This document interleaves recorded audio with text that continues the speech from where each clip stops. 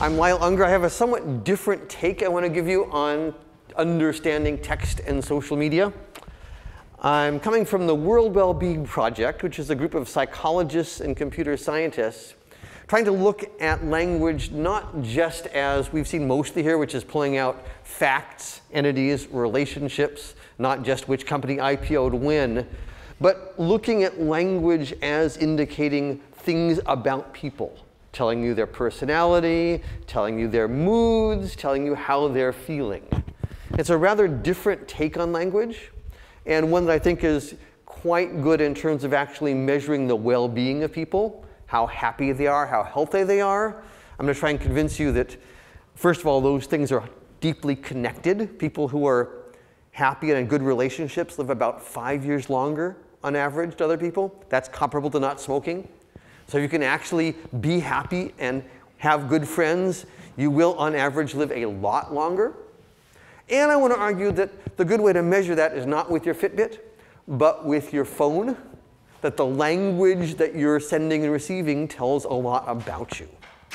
And so today I'm going to give you a whirlwind tour of a bunch of results we have. You can go to www.bp.org, but I'll email that if you want, and see lots of results that say what can we tell about people from the language they use.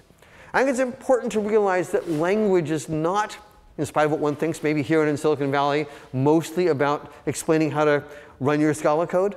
Language is mostly people sitting around, talking to each other, chatting to each other, telling stories about how the party was last night and who they liked and who they hated and why the expletive person, there are lots of expletives, sorry, I'll show some of them, did that.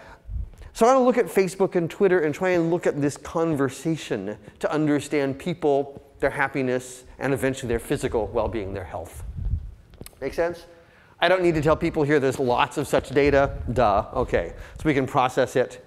What I do want to contrast that is how traditional psychologists work. They take 50 undergrads, give them a survey, ask a bunch of questions, and try and build a model. Big polling organizations like Gallup have done 1 million surveys. OK, I'm not that impressed. Nor are you, right? Cool. OK.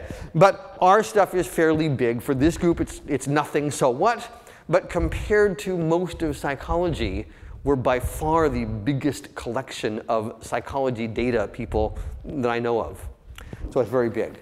I'm going to tell you a little tiny bit about the instrumentation we built, mostly to give a flavor and somewhat to contrast that with conventional psychology. Then I'm going to go into 2 case studies, one at an individual level, talking about people's personality from the Facebook. And then we'll apply the same sort of techniques to looking at communities. We can build personality profiles from communities that predict their happiness and how long people will live. So historically, psychologists have built lots of dictionaries, positive, negative words, negative words. You're all familiar with the problems of ambiguity. Historically, marketing, and many people here have built sentiment analysis. You can't see this, but people find positive words and negative words, associate them with products and do product reviews. I'm less interested today about sentiment analysis. Do you like the product? And more interested in a different sentiment. How do you feel? How do you feel yourself? How do your friends make you feel, right? So not just thumbs up, thumb down product, but looking inside of people. Psychologists have spent lots of effort trying to build up dictionaries that measure things like positive emotion, engagements, relationships, meaning, accomplishment. You'll not be surprised that take 10,000 tweets, mTurk them, build a model. You get much better models than 5 years of clever psychologists writing down lists of words. Much easier to figure out from statistics what things correlate with a feeling of accomplishment than to try and guess accomplishment words. And you get all sorts of funny things when people try and write them down automatically. So what do we like? I like a lot not just building up models, we have lots of models of all these things I mentioned, but also looking at more data-driven, word-driven. And one thing I've not seen mentioned much here in spite of all the word-to-vex is latent Dirichlet allocation. People know LDA? A few people, not so many don't. So wonderful technique, nice open source software. Take a bunch of documents, right, say 100 million tweets, and cluster together words and find words that show up in the same cluster, words that tend to co-occur, and you get groups like this. you can sort of see days of the week, plus a few other slightly garbagey things, plus mornings and nights. And we build typically 1,000 or 2,000 of these. Here's another one. Things that you might not have thought of grouping together, but in retrospect, yeah, OK, these are sort of similar. If you prefer, you could do a first step and go a word to vec or an eigenword or some sort of vector model and cluster those. But the notion is that you build up, say, 2,000 groups of words. I'm going to show you a bunch of these. And then you find for each of those 2,000 groups of words which one correlate with the outcome you care about, like extroversion or youth or maybe even buying your product. So we then have a nice infrastructure. We grab from a bunch of people, either their Twitter or Facebook. We pull a bunch of features, n-grams, multi-word expressions or phrases, these topics, these LDA clusters called topics, and a bunch of other prefab predictors. We correlate them together against people's labels. They tell us, are they male or female? How old are they? They take questionnaires. And we come up with some sort of a visualization. And I think, oops, pieces there. The main one, again, I want to come back to this notion. For a lot of data, there's not that many pieces. We get maybe 10,000, maybe 70,000 volunteers to give their information. And if you want to regress that against 100,000 words, it gets sort of sparse. So it's very nice to use these sort of topics. And you get all sorts of, pain, blood, hospital, teeth, or family topics, whatever. A nice way of sort of generalizing over various words. Cool. So let's go out from that and stop at instruments and actually do some results. Fun part. So first, I'm going to talk about individual level results, and then I'll talk about community results. So at the individual level, we have 70,000 volunteers. They have opted in to share all their Facebook posts. They have told us whether they're male or female, how old they are, and have taken the standard personality questionnaire. Now, in industry, everybody knows the Myers-Briggs, but it's out of fashion in psychology. It's not being well validated. There's a similar sort of questions that's widely used called the Ocean model or the 5-factor model or the Big 5, openness, conscientiousness, extroversion, like Myers-Briggs, agreeableness, neuroticism. People take a whole bunch of questions, and then you correlate their outcome on that question, which is a rating of personality, with their words. Make sense? But before we go to personality, let's look at things we understand better, which is, say, male and female. So first of all consent. Let people know you're collecting their data. They have to opt in to share. OK. So what do girls look like on the web and Facebook? OK, so what are we seeing? I'm showing a bunch of these pictures. The size is the degree of correlation, how much these predict femaleness versus maleness. And the color is the frequency. So the heart and the excited are both very frequent and highly correlated. Saying, like it on, or wishes she. By the way, I'm not a big fan of single tokens. English is massively ambiguous. Why is this Chinese or any language I know about? But if you're doing reasonable mutual information, you get these nice little phrases, wishes she, loves her, so happy, which tends to solve a lot of the ambiguity problems really cheaply. Really great hack. Oh, and of course, what do I consider a word? Anything people use. Guys don't use 4 O's very often. If you're so excited, it's a girl thing. Yeah, OK. What else? My here. Boyfriend, you'll see. Typical thing that girls talk about. OK, before we get upset, what do boys talk about? Fuck.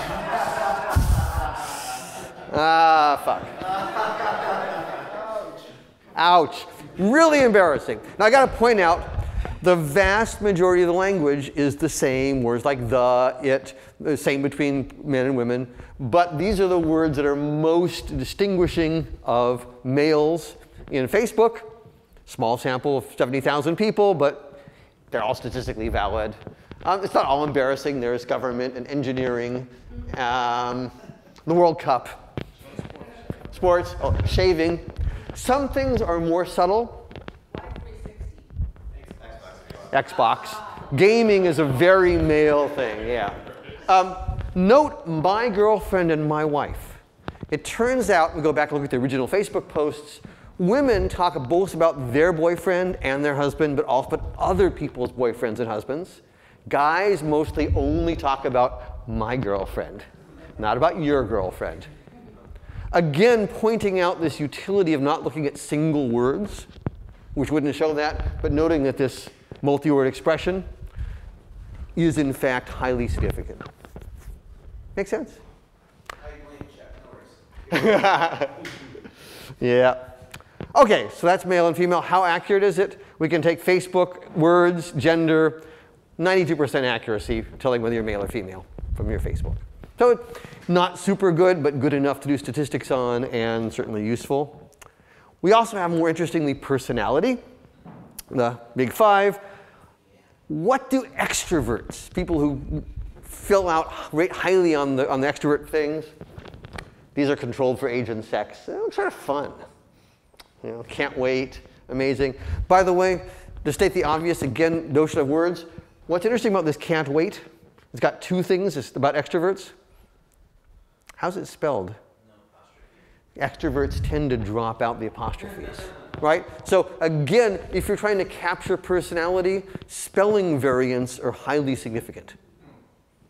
You'll probably find other getting, right? More frequent in the South, but also more frequent with extroverts. Don't. Again, see the spelling on don't?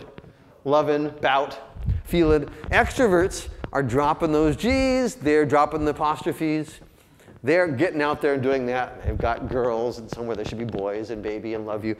Well, this is great, except unfortunately, most computer scientists are on the other spectrum side. So what do we look like? Well, on the internet computer side, I didn't make this up. Don't want to. You see things like drawing in books, reading. It's not all bad. There's things like depression. Yeah, that one's not so good. Apparently, words of more cognitive complexity, thinking a little bit of seeing both sides related.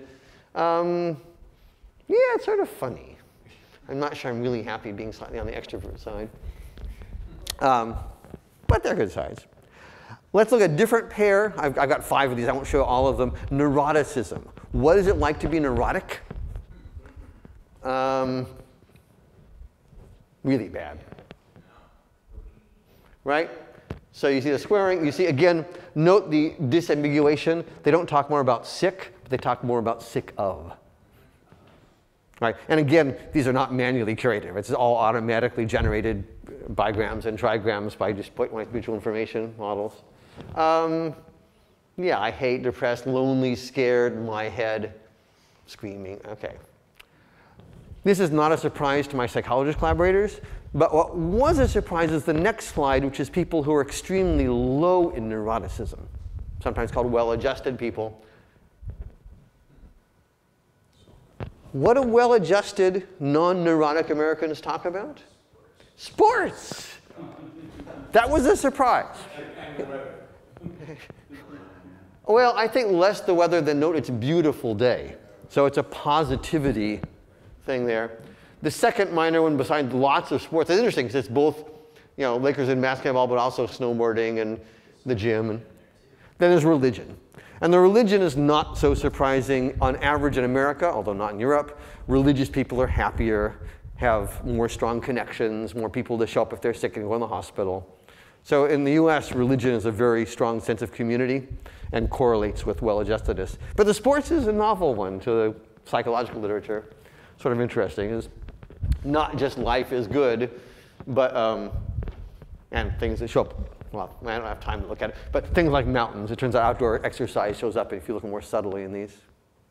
So it's nice. You get a picture of what it's like to be well-adjusted. Do more sports. Golf? No. But these are. Remember that these are a sample from Facebook. Golf is not nearly as widely talked about as basketball or. Play a lot of golf, get their assistants to do their Facebook. Could well be. So we got a bunch of these. We can have agreeable people, disagreeable people, open people doing music and writing, closed people, non-open people. Again, can't wait, don't, you're what? Conscientious people. So you want to hire the ones, the agreeable ones and the conscientious ones.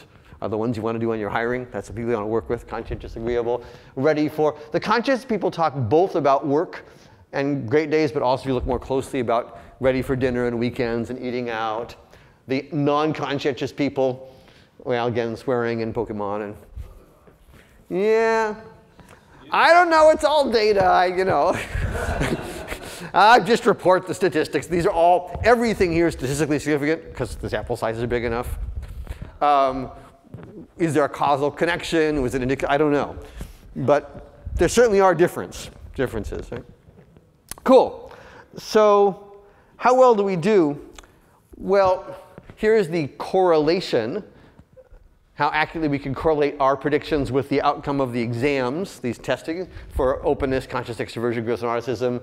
Our stuff is in blue, higher is more accurate. In red are the ratings by people's Facebook friends. And what you see is for most things, we're indistinguishable. The blue and the red are indistinguishable. We're as accurate as people's friends are at reading their personality, except for openness, where we're actually much better. I think partly because many of these constructs, what does it mean to be open, is a little funky. And there's a couple of different subfacets of openness. There's one that's more open to experiences, one that's more sort of poetic in writing. So I think maybe the friends didn't quite understand the definition of what openness was, as well as the computer did. But the fact of the matter is that we can tell roughly as well from people's Facebook posts what their personality is, as measured by a well-validated, there's easily 1,000 papers published. It's a whole journal of social personality with all these results, all with small sample size compared to ours. So we can tell personality as well as people's friends can.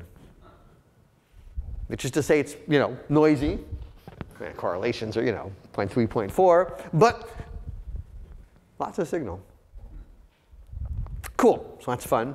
How does this, here's the same well-adjusted sports one I showed before at an individual level, right? This is 70,000 individuals taking our survey.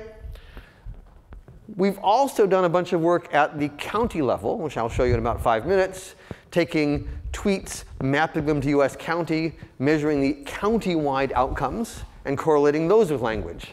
And interestingly, counties with less suicide in them tend to also tweet more about language the same way that individuals who are well-adjusted and non-neurotic tend to talk more about sports in Facebook. So there's an interesting connection between individual level modeling and community level modeling, that many of these things span both levels. We'll come back to that later. Before we do that, let's digress a little bit and just talk about age, just to again get a little sort of flavor of some what these things look like. I'm going to show you a sequence of plots. We have the age of all these Facebook, these 70,000 people. What does it look like to be a teenager? And the center, I will show you the same word clouds I've gone. So homework, so they talk a lot about haha and emoticons I don't even know because I'm not a teenager, and school tomorrow. And then around I've shown the topics. Again, we took 2,000 clusters of co-occurring words. With me? Just by grouping all the words on Facebook. And these are the ones that most correlate. There's a lot more. So what does it look like to be a teenager? Sort of cute. You hug and you date. You got school tomorrow. When you get upset about things, it's, you know, OMFG. What the, you know, FML. You guys know these things? You guys are you too old? You're too old. Gabor is looking at this saying, I don't know, GAH. What is that? OK. Let's move a little closer to your demographic. What happens when you go to college? Semester. You start swearing, which you didn't before. What else happens? No sleep anymore. Working hours, teacher, and thinking and feeling. What happens when you get into your, whoa, whoa, whoa, this is evil. Get away, go away, I don't know. My computer's been possessed by demons. That's another story. The trackpad is clicking randomly by itself. What happens in the 20s? This is a lot of you. You are at work and getting drunk, and you're taking a quick nap. You're getting married. You're having dinner. Some of you are cooking at home. Not you guys, but other people are. Hunting for jobs. Work. What happens when you get in your 30s and 40s? my son, my kids, my daughter, family and friends. Lots of friends. Oh, and for the first time, religion is talked about. Who's happier, by the way, of these groups on average? Guessing the 30s. 30s guys are happier, yes. I'm going to look forward for those of you who are not there yet. We can look across time. Here's age 13 to age 50. Just frequency of words normalized to give sort of a T statistic, a Z-score, how far it is. What do people talk about? School, when they're young, teens. College, then increasingly office, and family as one gets older. As one approaches the end of life and one's 50 is when, Johannes, 50 is not the end of life. Oh, just for more faithful validity, drinks, just for fun. 19, you get drunk. In your 20s, you have drinks, and then increasingly it's beer, and at my age, more wine. It's nice. Okay, but I promised to talk about well-being and psychology. I versus we. Really simple measure, again, 13 to 55. We. In your teens, a fair amount of we. Really low point at 20, 21, what do we talk about? I. Same thing is true for me, in other words. Then, going up to 50s, lots of we, much less I. People in their 40s and 50s are much more pro-social, much more outward-oriented. How are you doing? We're doing well, thank you. So you're taking a snapshot right now. Yeah. Do you think we're going to keep following this trend? I think so. So one thing, we only at this point have a few years, because it's Facebook and Twitter. There's not that much history. The only people that I can look at, which I want to, is to look at changes across the teen years. I now have people going from 19 to 22 sort of range, right? So we can start to do some of those. Obviously, I don't have 40 years of, yeah. I was just going to say that with respect to pronoun usage, people have looked at this thing, this thing in personal letters going back to the 17th century, and they find exactly the same patterns. Okay. Cool. There we go. And it's not just I, we, the blue line going up, friends, family, wonderful, grateful, and the low one going down, green, stupid, dumb, hate, smart, idiots, annoying. Why is smart than the welcome group? I'm not sure why I did it. The set of words I picked are sort of random. I just picked a whole bunch of them and typed them in. Yeah. The results look very similar for all of these. But again, more positivity. Here's some more of them more specifically. Going up, being more grateful and proud, less hating and bored, and less excitement, interestingly, peaks. There, and it's sad or not sad. The fact of the matter is older people are less excited. Life is more exciting when you're young, but you're more grateful and more positive later on. So it's a trade-off. Enjoy the excitement now. Later on, you're going to be happy just to be calm and peaceful. Statistically. It's a group norm, so you're allowed to be excited when you're older. You're allowed to, but yeah. Again, yeah. Right. Again, we're averaging over large numbers of people here, right? These are all not individual. These are all group statistics. Yep. What about location? That's an interesting question, and we have not done too much. There are variations in personality by location across the US. We've looked at a bit. And there are certain variations on these. I've not looked at these. That's a great idea. That's what I was thinking. We should look at, yeah. How about income? I don't have actual income from these people. We're trying to build some models to that. That would be really nice. What we do have is income at the average county level. We could do that. But you're right, all these we could do, because these are all, for all the Facebook ones, we have location. And for a fraction, I'll talk about Twitter, we have geolocation. So we could look at a lot of these by income. That'd be fun to do income, too. How that changes for, Yeah. versus excitement and all that. The literature suggests that this is fairly common across different income ranges as well. But I'm not sure. Like metropolis versus rural cities. That would be interesting. So I'd be really interested in looking at different count. That's a great idea. I would look at that. Have not done it. Cool. So that's individual level modeling. I want to conclude by a set of studies looking at community level modeling. So what we do is we take a couple billion tweets. We geolocate them as best we can. Now about 2% actually have a coordinate that long, no problem, map them to county. About 25% of them have some sort of a Twitter profile that if it says San Francisco and it's in the US, it mostly is San Francisco, or San Jose. If it says Rochester, who knows whether it's Minnesota or New York. And a lot of them say my backyard, or the world, or my doghouse. And those we throw out. So there's a lot of hacky code that maps the tweets to geolocations, counties.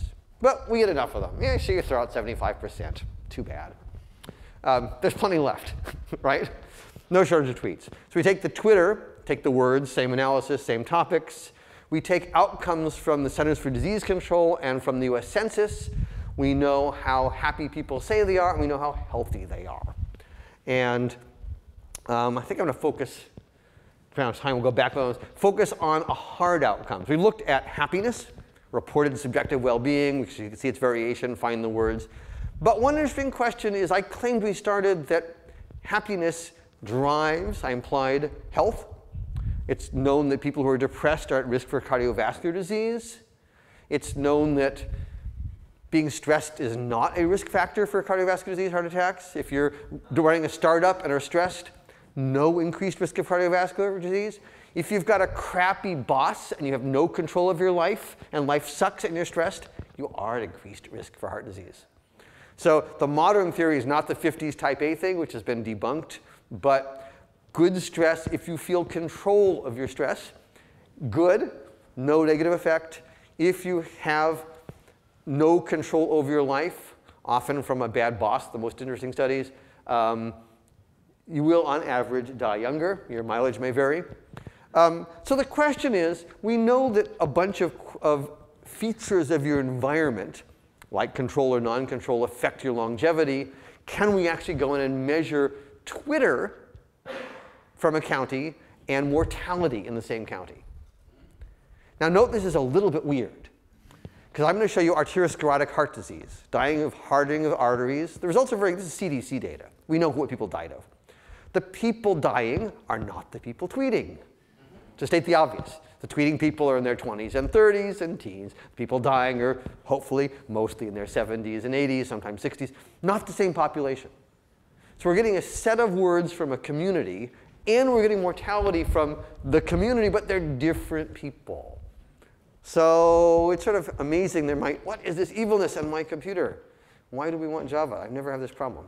So here are the words that are used more in counties with higher arteriosclerotic heart disease. I'll show you some clusters on them later. Sexist is part of it, seems, potentially, yeah. Here are the counties that have lower mortality. OK, so what do we see here? It's fun, OK?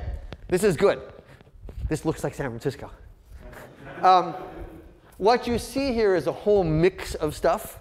A lot of these are socioeconomic status. And some of these are actually more personality. I'm going to tease them apart by going in and looking at topics. The exact same latent Dirichlet allocation topics, in fact, being massively lazy. I'll just reuse the ones I built on Facebook and use them on Twitter. So what do we see in counties? I've shown you, in each case, 3 of the 10 biggest ones. So pulling the ones that are most psychological out of the top 10, counties with lower heart disease,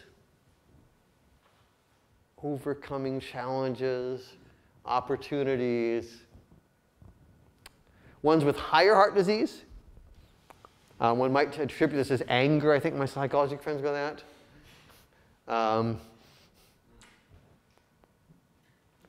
So in addition to socioeconomic status, and I will try and convince you this much more formally in 30 seconds, there are psychological profiles of your community that seem to affect, so they correlate with heart disease.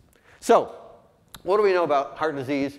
We know that being at an individual level, being depressed is bad, more heart disease. We know that angry men, the studies on men, tend to be a little bit more prone to heart disease. Our statistics on language, much bigger effect. Angry counties, your neighbors tweeting angry stuff. Bullshit, fuck you. More dying. Negative emotions. Social isolation words. The blue are the words. Disengagement, bored, tired. Lots of tweeting of bored and tired.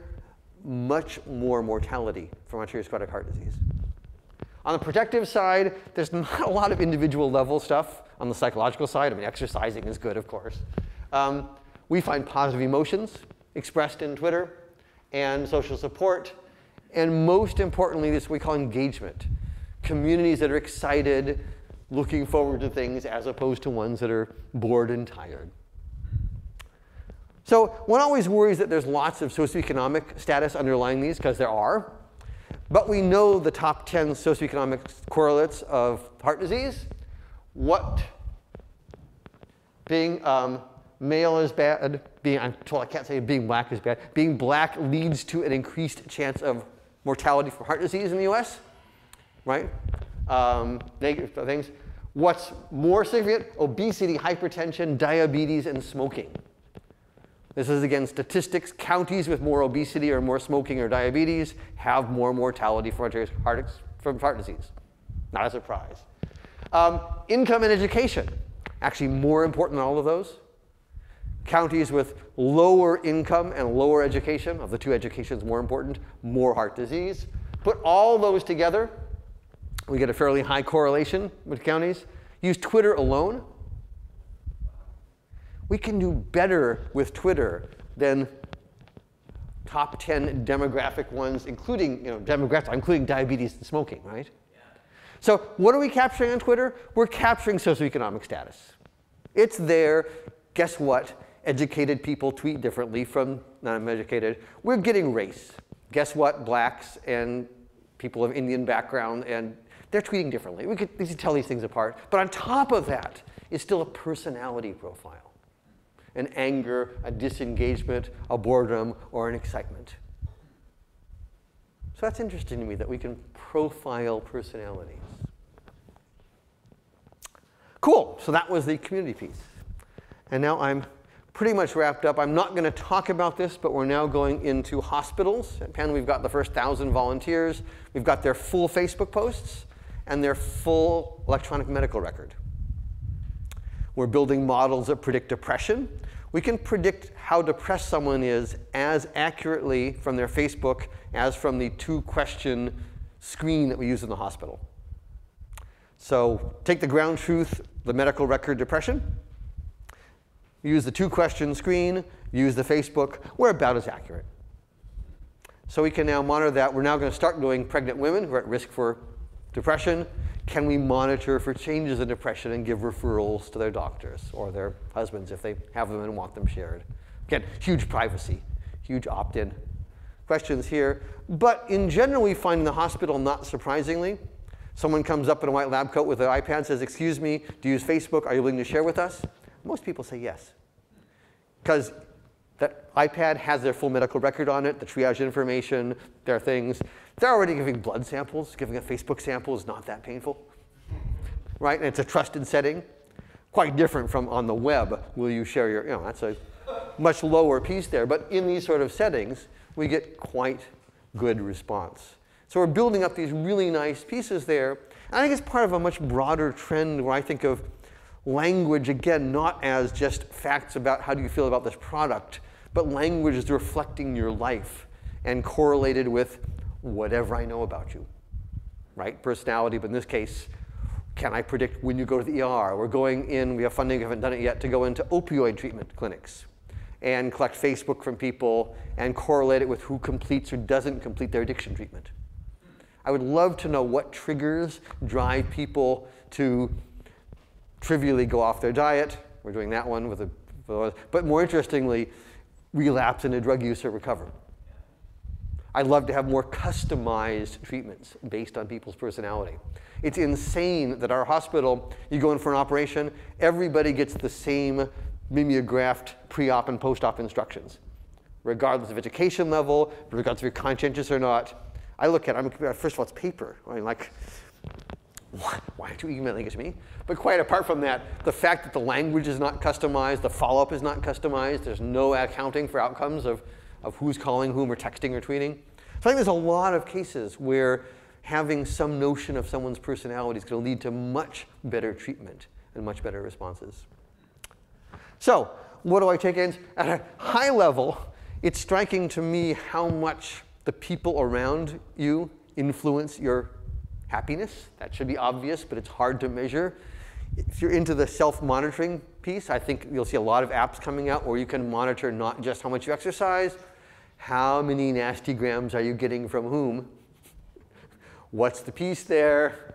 I noticed there are companies out that are saying, here's how to change your outgoing email message to make it more casual, more formal, more friendly, more distant. So there'll be this customization, not based on content, but based on how does it make you feel.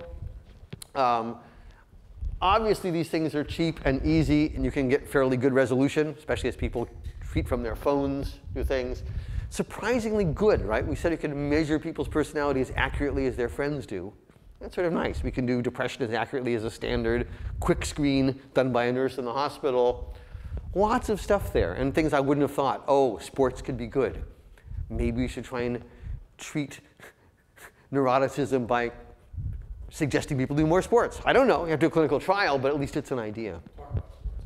Or talk about sports. I don't know, right? Does the talking, does it matter? Is the fact that it's a social activity, that mostly sports are a way of bonding? I don't know. But at least it's a hypothesis that someone can go in and do the follow-up studies on. And of course, there's a big team of psychologists and computer scientists. So thank you all. And yes, questions?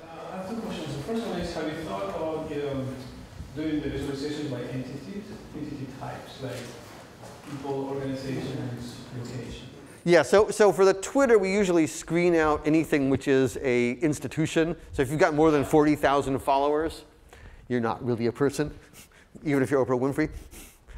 So we typically screen out some piece there. We've also thought about, what I have not done, is personality for brands. It'd be fun to do different corporate brands. How is an Android and an iPhone different personality profiles? And the second one is, what about click-through data? Because I'm really interested on this depression stuff, right? Yeah. Because we look at, there are studies that say people go to Facebook just to look at others' different lives. You don't do anything, just click. I don't have access to the click-through data. But if you have the app, you don't have access to the likes on the pictures or...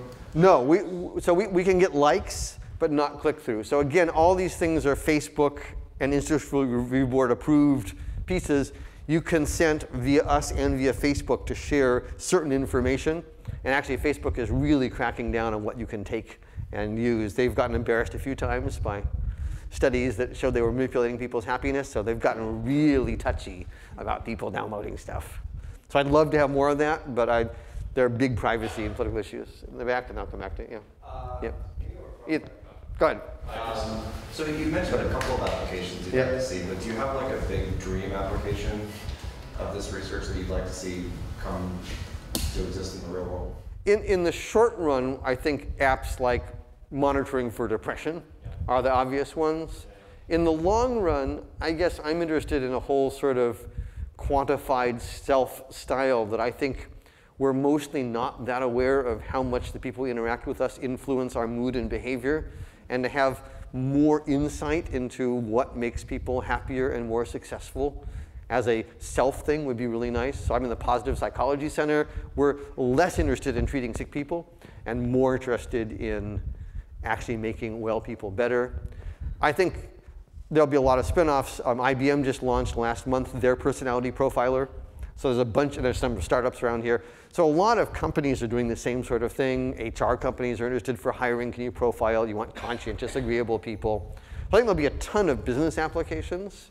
I'm happy to help people with them, but my primary focus is more on helping to do well-being. The other thing, at the county level, I'd love to know the influence of political decisions on people's well-being, not just positive, negative sentiment, but 20,000 people get laid off. How does that reflect relationships? There's a lot of, we know that people are very unhappy, even you get laid off, a year later you're back in work, you're still unhappy after that, but we don't really understand how it plays out in relationships. We don't quite know for people recovering from cancer. A lot of cancers like breast cancer, most people get better, but it's very disruptive to your life. How was it disruptive? So I think there's a lot of questions where there's a fair amount of relationship, And there's increasing suggestion that people who have got good social networks recover better from lots of operations and diseases. How do we provide that? Could we provide, people have tried and failed in the startups to provide, here's friends you should reach out to and contact. But I think it was an implementation issue, not a fundamentally bad structure. Right. I just wanted to throw out that credit score would be an excellent socioeconomic measure if you wanted to like specifically either pull that out, or like if you wanted to use that as a predictor itself. Yeah, that'd be nice. Mark. I just wanted to point out an interesting lesson from this work, which is that it produces really spectacular results using really simple and rather traditional techniques. Yeah.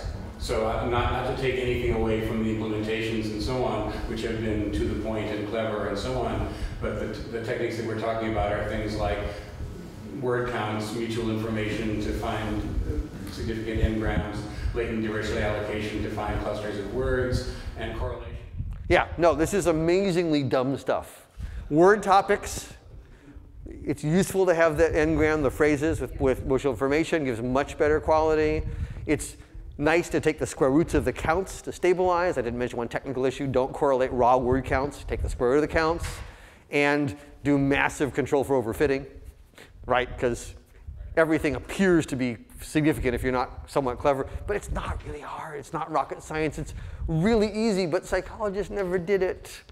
So they don't know what to do with a billion tweets. Well, also, I think there's a tendency for people considering whether they're psychologists or computer scientists, to be fancy, business people, to feel that they have to do something very fancy in order to succeed. And there's nothing wrong with fancy stuff, but often we've thought about parsing, but the only real application here is the psychological definitions of optimism and pessimism involve causal structures. So pulling out causality and connection across different sentences is useful for some of these formal pieces, but for very little. Lexi. I see clear connection with, there is a whole set of advice in avoiding news. So Orlando Baton has a book called News recently, and he basically said this is a very natural thing for humans 1,000 years ago to, turn on the TV or read a newspaper and have a whole bunch of crap like pour into your head suddenly, right? This is a recent activity which started in modern times, so it's surrounded by negative news, and so the result of advice, for Dr. Andrew Lyle on NPR was suggesting like you should stop pushing the news. Particularly television news. I wonder if you could quantify this effect with this kind of... I think you could. Facebook tried tweaking people's feeds a little bit and found small effects and got in real trouble for it. Is someone monitoring time, by the way? I don't want to run over my... Okay, good. But if okay, but if people want to go out, I won't be insulted, Yeah. I do worry about causality, I mean correlation and causality. Yeah. So this could be taken to the negative extreme, and that there was this famous paper test about the serial killer test. So you could take that and you'd be deemed a serial killer, even though maybe you are or not. So this is sparse enough to, if it's taken as a predictor, you could use this as an accusatory thing. What are you worried about? So these things are all statistically significant correlations. They are accurate at predicting, you say, your personality or male or female. Does it cause you to be male or female? No. Does it cause your personality? Who knows? Does it cause the heart disease? Maybe, maybe not. By the way, when I first did these, I tried them at the state level. Got complete crap. State has nominally 50 observations, but in fact they're massively correlated. There's about 12 degrees of freedom across the US states. It's not enough to actually capture any variation. You get all sorts of, it's called an ecological fallacy. For example, regions that have more museums have more crime. Cities. Regions with more PhDs in them have more crime. Cities. So it's really easy to get spurious correlations, where there's a difference between urban and rural. And only if you get a big enough sample size do you start to actually pull these apart. 70,000 people seems pretty good. 2,000 counties, which is the number that actually have real people in them. There are a bunch in Montana that's really hard to do any data on. Seem to be enough to get these, but there's always this danger that you got to be, yes, we find correlation, not causality. If you want causality, go run an experiment. But I'm happy for many things to know that. And for a lot of stuff, I don't care about causality. You might want to know, is this person hitting your site female or male, young or old, neurotic or well-adjusted? Great. That's not a causal question, that's a predictive one. Those are pretty good. I can deal with statistics. Gabor? How did you ensure that the norms that you tuned to ensure that the clustering seemed somewhat reasonable, wasn't biased to get what you wanted to see? So the answer is we build the same clusters once, and we've used them on dozens of different problems. We use them across different social media. We've tried various mixes. You can combine both Twitter and Facebook and co-cluster them and get minor details. But it's important to note these LDA topics, we're not doing them as supervised. It's purely unsupervised. Do it once. The only thing we've played with a bit, for example, with the Facebook medical records, we will run LDA on medical records. People on the Facebook of people from whom we have medical records. The population at Penn's Hospital is mostly African American poor. Very different base rate use of words than the US as a whole, which is our Facebook sample. So we do a little bit of it, but mostly we just don't tweak things very much. And the answer is, if you're worried, train on the first 10,000 people, do the model on the next 10,000 people. The question is, do you want 100, 500, or 1,000 or 2,000 topics? Yeah, so that's the number of topics matters. And for the topics, I actually do use stop words. For the regression stuff, I don't. It turns out that many stop words are important. Old people use the more than young people. So things that you think of as a stop word, normalization, all a bad idea. Capitalization, all these things are useful. Periods, you guys are probably old enough and formal enough, you often put periods at the end of your sentences. Very retro. You might put, the old people put 2 spaces after a period. So again, not a lot of customization. It's mostly build a bunch of topics, throw them in and run them. And then we apply the personality models across. So we're building personality models on Facebook and we're using them on Twitter. Not refitting them, not readjusting them, out of the box. Is Twitter language different than Facebook? Of course. Different distributions of emoticons and lots of things are different. So what? Yeah. Yeah. Let me suggest one direction where we could get some useful practical result potentially, and that would be a study of bipolar disorder. Yes, we thought about that. 2 peaks and yes. oscillations that would allow, because when that goes undiagnosed, which happens, it's very bad, and this is a disorder that's associated with a high level of drug abuse, which masks the symptoms. And we'd love to have it. With suicide, like up to 9% of bipolar people commit suicide. Yeah. So I need to go find some study of it. And our random sample of 1,000 hospital people, there aren't that many. Bipolar, unlike depression, which is massively common, it's easy to get a big collection of depressed people. Just walk down the street. Bipolar is happily much rarer. So small samples don't get large numbers of bipolar people. So we need to get some more people to actually, but we'd love to do that. And we'd love to distinguish these very different sorts of unipolar versus bipolar depression. Obviously not the same, but be interesting. Yes, I'd love to do that. If you have a sample of a couple hundred even, but ideally 500 bipolar people, send them my way. Preferably ones who use Facebook, yeah. You mentioned that there's some services out there that allow you to, they'll scrutinize and basically classify your text. Yeah. To give you advice as to your personality. Yeah. Do those services also allow you to suggest changes? No. The ones that I know are mostly, think of IBM, they're helping large corporations do targeted marketing. The theory is that if you're pitching a product, different products will be sold to extroverts versus introverts, and maybe have different ads with a bunch of faces around it and people doing it together versus something you do alone. So the idea of the first wave of these is very much targeted marketing rather than self-help or improvement. There's the immediate money is all in marketing. I think an obvious application would be you're writing a cover letter, you don't want it to sound bad. Yeah. I haven't seen that yet. Yeah. But have you? Yeah. Where's the question? Yeah.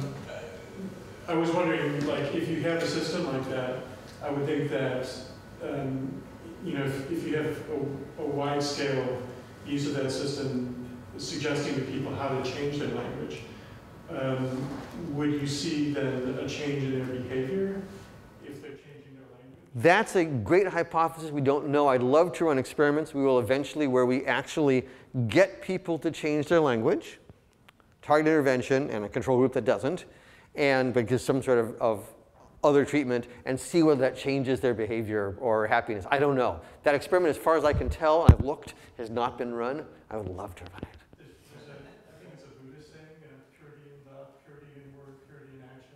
Oh yes, that's a good good motto. So yes, that's on the list to do, but we've done it. We've not done it. As far as I know, no one has really.